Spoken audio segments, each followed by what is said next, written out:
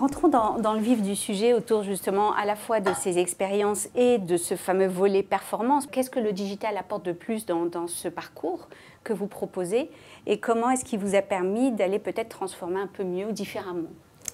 Pour vous donner commencer peut-être en vous donnant un exemple très concret, je vais vous parler de nos boutiques, paradoxalement, parce que le digital, ça peut être aussi dans les boutiques, c'est pas forcément uniquement en ligne.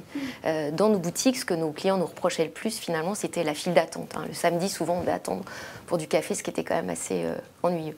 Et on a mis au point tout un nouveau système, un nouveau parcours que nos membres du club peuvent emprunter s'ils le veulent. Ils sont tout à fait libres de faire comme ils l'entendent. Et on a utilisé une technologie qui ne se voit pas du tout, mais qui est la technologie RFID. Donc l'art étant de cacher l'artifice, la technologie ne se voit pas. On peut entrer dans un autre univers qui est le service libre, où chacun peut cueillir en quelque sorte ses grands crus très rapidement et payer sans qu'il y ait aucune intervention. Et du coup, on peut avoir un passage qui est extrêmement rapide.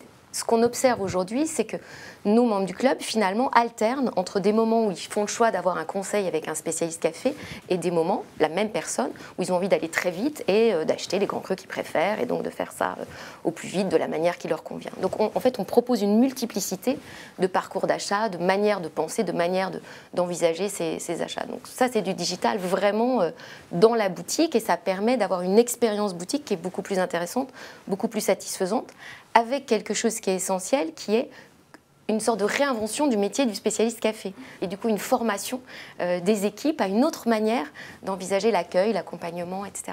Donc pour le même nombre de personnes dans une boutique, parce qu'on a toujours le même nombre de personnes, on a une autre expérience, des autres expériences et des autres relations, souvent plus informelles, qui se créent dans les boutiques. Donc le digital, ça peut être aussi au service d'une expérience physique dans une boutique. Et pas seulement une amélioration de nos applis ou une amélioration de nos sites, ce qu'on fait aussi bien sûr, mais le digital, c'est une chance pour tous les canaux. Alors justement, le digital aussi, c'est aussi une chance en matière d'insight, en matière de données clients. Quel usage vous en faites et comment est-ce que ces données viennent réalimenter, réenrichir à la fois les expériences et peut-être faciliter tout ce parcours-là pour une meilleure transformation? Oui, c'est une chance pour les insights. L'esprit de la maison, c'est vraiment de faire remonter le moindre détail, la moindre information sur les clients à tout le monde. Le digital, ça a comme chance, par exemple, via les médias sociaux, de récupérer plus vite, peut-être, il y a un effet de vitesse, plus vite des informations plus diverses. Et ça permet aussi d'entretenir des relations individuelles, puisque nous, on a notre service client qui a été complètement formé à la fois à Facebook et à Twitter. Donc nos spécialistes café conversent sur Twitter et sur Facebook avec nos clients. Donc c'est une chance de plus.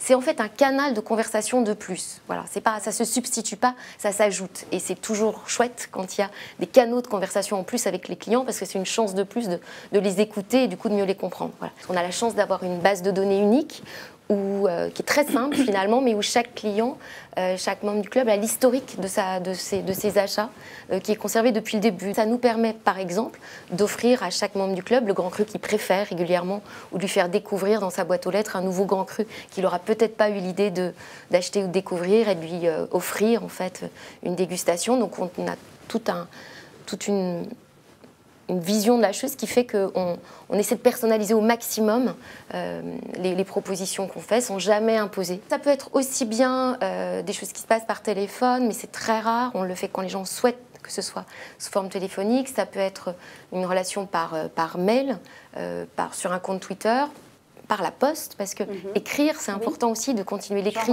Dans ce monde éminemment digital, c'est important.